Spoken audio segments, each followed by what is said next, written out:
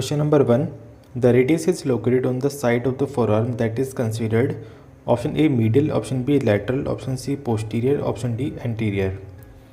यह क्वेश्चन में पूछा गया है कि जो फोरआर्म होती है हमारी, उसमें जो रेडियस बोन होती है वो किस साइड में लोकेटेड होती है और उसको क्या बोला जाता है। तो यहाँ पर इस क्वेश्चन का राइट आंसर है ऑप्शन बी लैटरल।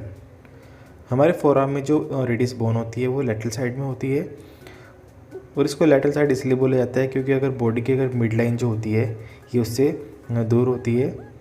अगर बॉडी की कोई मिड लाइन है तो मिड लाइन के क्लोज जो भी होगा उसको मिडिल बोला जाएगा और जो उससे दूर होगा उसको लैटरल बोला जाता है।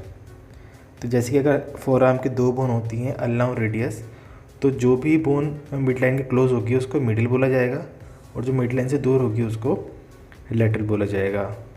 ठीक है, तो इसलिए जो हमारी रेडियस बोन होती है फोरआर्म में वो लैटरल साइड होती है, यानी कि मिड लाइन से थोड़ा दूर होती है, इसलिए इसको लैटरल साइड में इसको बोला जाता है।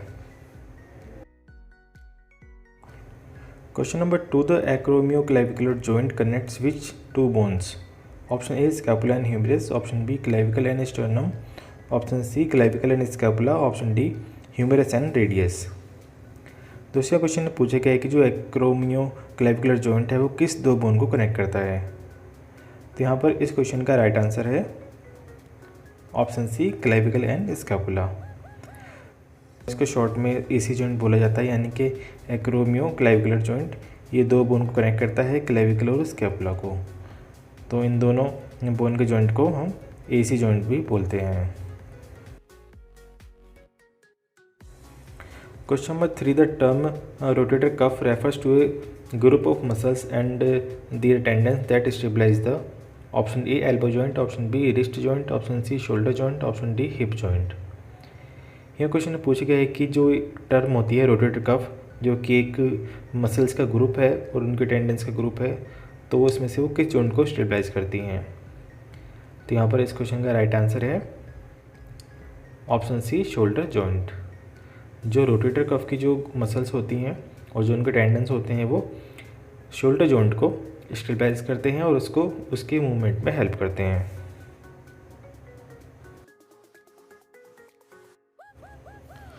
Question number 4, the bony landmark on the scapular that articulates with the head of the humerus is the.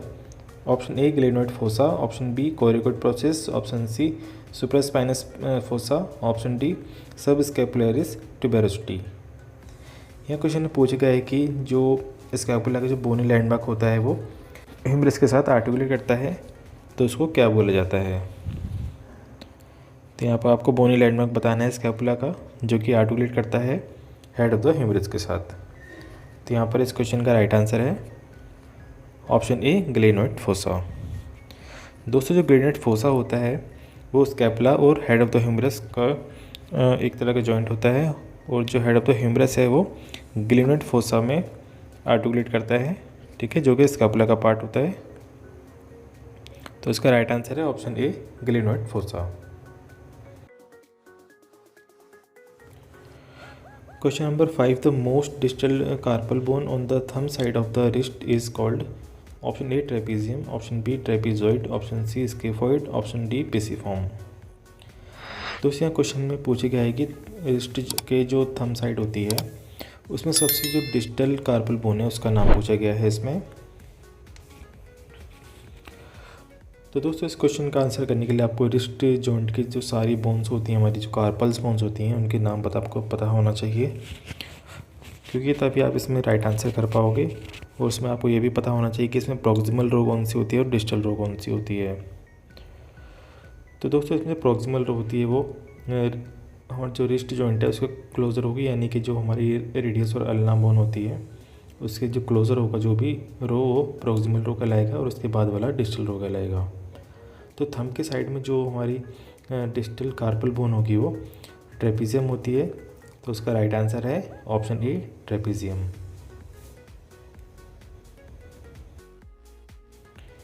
Question number 6, the wrist joint is also known as the. Option A hinge joint, option B ball and socket joint, option C condyloid joint, option D pivot joint. यह question में पूछा गया है कि wrist joint को दूसरे किस नाम से जाना जाता है।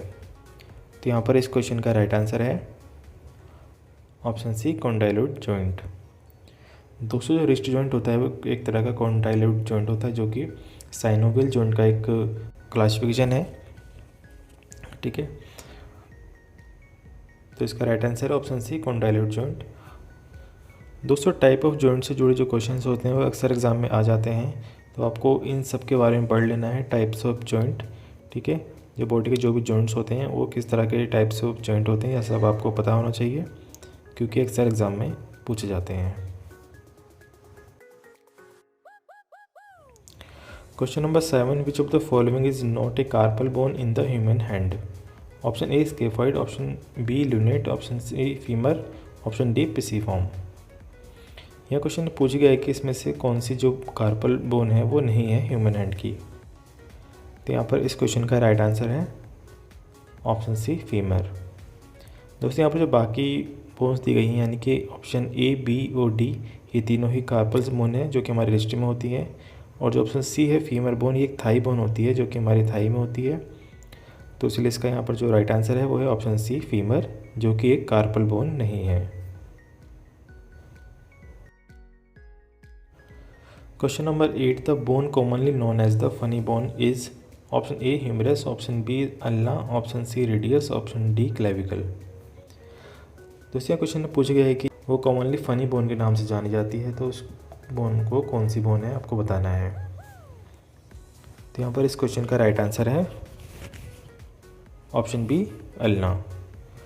दोस्तों जो अल्ना बोन होती है उसको फ़नी बोन के नाम से भी जाना जाता है क्योंकि इस बोन के साथ हमारी जो अल्ना नर्व होती है वो जाती है हमारे एल्बो जॉइंट के पास।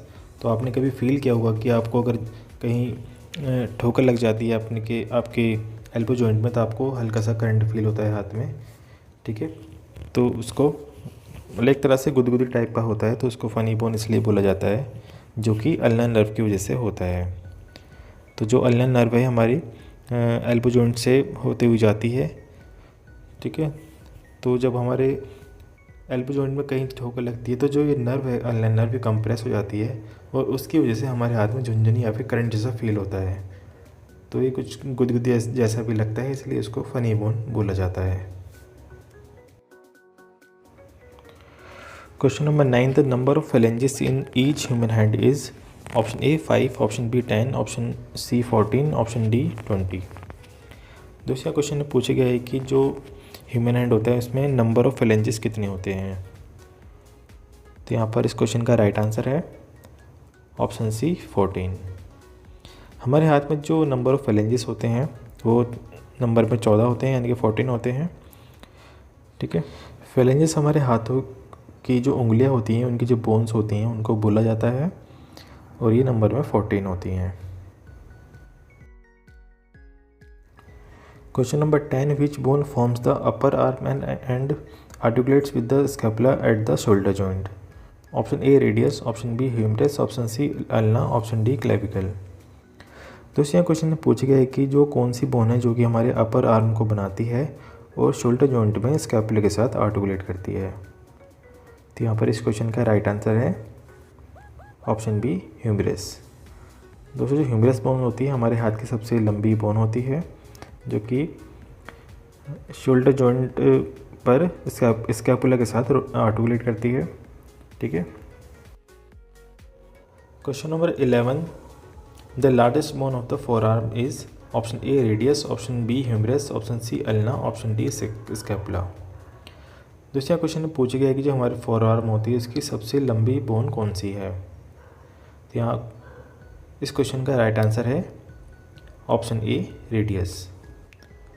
दोस्तों हमारे फोर आर्म में 2 बोन होती हैं, एक रेडियस और दूसरी अल्ना।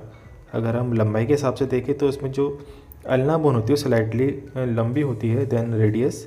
ठीक है, बट जो हमारी रेडियस बोन होती है वो थिक होती है यानी कि मोटी होती है अल्ना से, तो इसलिए ओवरऑल उसको हम रेडियस को ही इसमें लार्जेस्ट मानते हैं। तो हमारे फोर आर्म की जो लार्जेस्ट बोन होती है वो रेडियस होती है। Question number 12, the hand is divided into 3 regions, the carpus, wrist, metacarpus, palm and? Option A phalanges, option B carpometacarpus, option C cubitus, option D manus. यह question में पूछा गया है कि हाथ को 3 रीजन्स में बांटा गया है, जिसको हम कार्पस यानी कि रिस्ट बोलते हैं, दूसरा मेटाकार्पस यानी कि पाम, और तीसरा आपको इसमें से बताना है कि क्या बोला जाता है। तो यहाँ पर इस क्वेश्चन का राइट आंसर है ऑप्शन ए फेलेंजिस। दोस्तों हमारा जो हैंड है वो 3 हिस्सों में मतलब उसको बांटा जाता है। तो पहला जो होता है रिस्ट होता है, जिसमें कार्पल्स बोन्स होती हैं, और दूसरा हमारा आता है पाम, जिसको मेटाकार्पल्स बोलते हैं। जो तीसरा रीजन होता है उसको फेलेंजिस बोलते हैं, जिसमें हमारी जो उंगलियां हैं, फिंगर्स हैं, इनकी बोन्स होती हैं। Question number 13, the bones of the palm also known as metacarpals number. Option A 5, option B 10, option C 14, option D 30। यह क्वेश्चन में पूछा गया है कि हमारे जो पाम की बोन्स होती हैं उनको मेटाकार्पल्स बोला जाता है, और उनके कितने नंबर होते हैं, मतलब वो नंबर में कितनी होती हैं। तो यहाँ पर इस क्वेश्चन का राइट आंसर है ऑप्शन ए 5। हमारी जो मेटाकार्पल बोन होती हैं वो 5 होती है नंबर में, और ये इसको पाम बोन भी बोला जाता है। Question number 14, the brachial artery a major blood vessel in the upper limb is a continuation of which artery. Option A radial artery, option B ulnar artery, option C axillary artery, option D subclavian artery. दूसरा question में पूछा गया है कि जो brachial artery होती है वो एक बड़ी ब्लड वेसल है जो कि अपर लिम्ब में होती है, और ये किस आर्टरी का कॉन्टिन्यूशन होती है। तो यहाँ पर इस क्वेश्चन का राइट आंसर है ऑप्शन सी एक्सिलरी आर्टरी। दोस्तों जो ब्रेकियल आर्टरी होती है ये हमारे एक्सिलरी आर्टरी का ही कॉन्टिन्यूशन होती है, जो कि नीचे आके ब्रेकियल आर्टरी बन जाती है, ठीक है, और ये हमारे फोर आर्म को ब्लड सप्लाई करती है, फोर आर्म और हैंड को। Question number 15, the term deltoid in the context of anatomy refers to. Option A type of bone, option B a specific muscle of the upper limb, option C a type of joint, option D a ligament.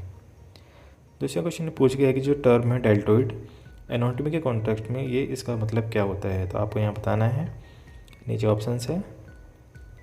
तो यहाँ पर इस question का right answer है option B a specific muscle of the upper limb. दोस्तों जो deltoid है ये एक स्पेसिफिक मसल है हमारे अपर लिम्ब की, जो कि हमारे अपर लिम्ब यानी कि आर्म के मूवमेंट में हेल्प करती है। Question number 16, the carpometacarpal joint of the thumb is classified as which type of joint. Option A hinge joint, option B ball and socket joint, option C saddle joint, option D pivot joint. दोस्तों question में पूछा गया है कि जो thumb का जो carpometacarpal joint होता है उसको किस टाइप के जॉइंट में क्लासीफाई किया जाता है, यानी कि किस टाइप का जॉइंट होता है हमारा थंब जॉइंट। तो इस क्वेश्चन का राइट आंसर है ऑप्शन सी सैडल जॉइंट।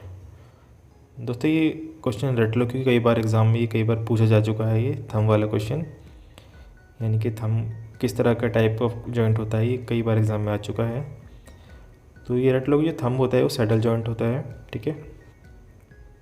तो इस क्वेश्चन का राइट आंसर है option C saddle joint. Question number 17, which muscles move your arm away from the mid line. Option A supraspinatus, option B deltoid, option C trapezius, option D all of the above. तो इस question में पूछा गया है कि वो कौन सी muscles हैं जो कि आपकी आर्म को मिड लाइन से दूर ले जाती हैं। दोस्तों आर्म अगर मिड लाइन से दूर जाती है तो उसको एनाटॉमिकल लैंग्वेज में इसको एबडक्शन बोला जाता है। अगर ये मिड लाइन के क्लोज आती है तो उसको एडक्शन बोला जाता है। तो इसमें पूछ रहा है कि जो मसल्स होती हैं जो कि हमारे आर्म को मिड लाइन से दूर ले आती है, यानी कि जो मसल्स हैं जो कि एबडक्शन के लिए रिस्पॉन्सिबल है, वो आपको बताना है इसमें। तो इस क्वेश्चन का जो राइट आंसर है वो है option D all of the above. यानी कि यहाँ पर जो मसल्स दी गई हैं, यानी कि ऑप्शन ए सुप्रास्पाइनेटस और ऑप्शन बी डेल्टोइड और तीसरा ऑप्शन सी ट्रेपीजियस, ये तीनों मसल्स हमारे आर्म को मिड लाइन से दूर ले आने में हेल्प करती हैं। तो इसका राइट आंसर है option D all of the above. Question number 18, the group of muscles responsible for adducting the fingers bringing them together is called the. Option A lumbricals, option B flexor digitorum profundus, option C extensor indicis, option D palmaris longus. दूसरे question में पूछा गया है कि जो हमारी group of muscles होती हैं जो कि हमारी फिंगर्स को आपस में जोड़ने में हेल्प करती हैं, उनको क्या बोला जाता है? दोस्तों यहाँ पे एनाटॉमिकल टर्म दी गई है एडक्टिंग और दूसरा होता है एबडक्टिंग। अगर एबडक्टिंग लिखा है तो इसका मतलब है कि अगर वो दूर जा रही है, और जो अगर एडक्टिंग लिखा है तो इसका मतलब है क्लोज आना। तो यहाँ पर एडक्टिंग पूछा गया, यानी कि वो मसल्स कौन सी हैं जो कि हमारी फिंगर्स को क्लोज लाती हैं। तो यहाँ पर इस क्वेश्चन का राइट आंसर है ऑप्शन ए, लुम्ब्रिकल्स। जो लुम्ब्रिकल्स होती हैं ये हमारी ग्रुप ऑफ मसल्स होती हैं जो कि हमारी फिंगर्स को क्लोज लाने में हेल्प करती हैं। तो यहाँ पर इस क्वेश्चन का राइट आंसर है option A, lumbricals. Question number 19, the subclavian artery supplies blood to the upper limb and is a branch of the option A, aortic arch, option B, pulmonary artery, option B, brachiocephalic trunk, option D, common carotid artery. दूसरे question में पूछा गया है कि जो subclavian artery होती है वो ब्लड सप्लाई करती है अपर लिम्ब को, और ये किसकी ब्रांच होती है? तो यहाँ पर इस क्वेश्चन का राइट आंसर है ऑप्शन ए, एओर्टिक आर्च। जो सबक्लेवियन आर्टरी होती है वो एओर्टिक आर्च की ब्रांच होती है और ये अपर लिम्ब को ब्लड सप्लाई करती है।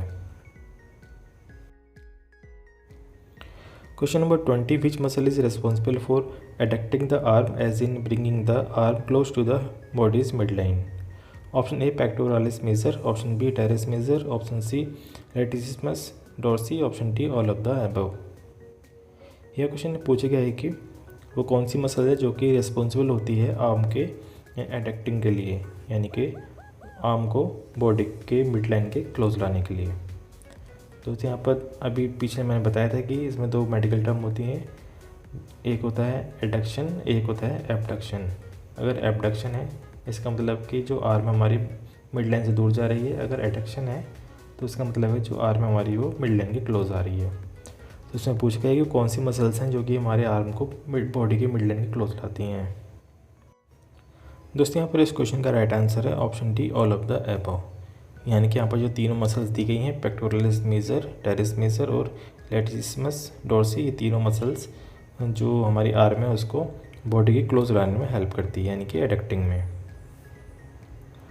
तो दोस्तों आपको ये वीडियो कैसी लगी कमेंट सेक्शन में कमेंट करके ज़रूर बताएं, और अगर आपको वीडियो अच्छी लगी हो तो वीडियो को लाइक कर देना और अपने दोस्तों में इसको ज़रूर शेयर करना, और इसी तरह की वीडियोस पाने के लिए चैनल को सब्सक्राइब करें। और अगर आप इस वीडियो का PDF डाउनलोड करना चाहते हैं तो मैंने नीचे डिस्क्रिप्शन में इसका लिंक दे दिया है, वहाँ पर जाके आप इसको डाउनलोड कर सकते हैं। तो मिलते हैं नेक्स्ट वीडियो में, तब तक के लिए बाय बाय।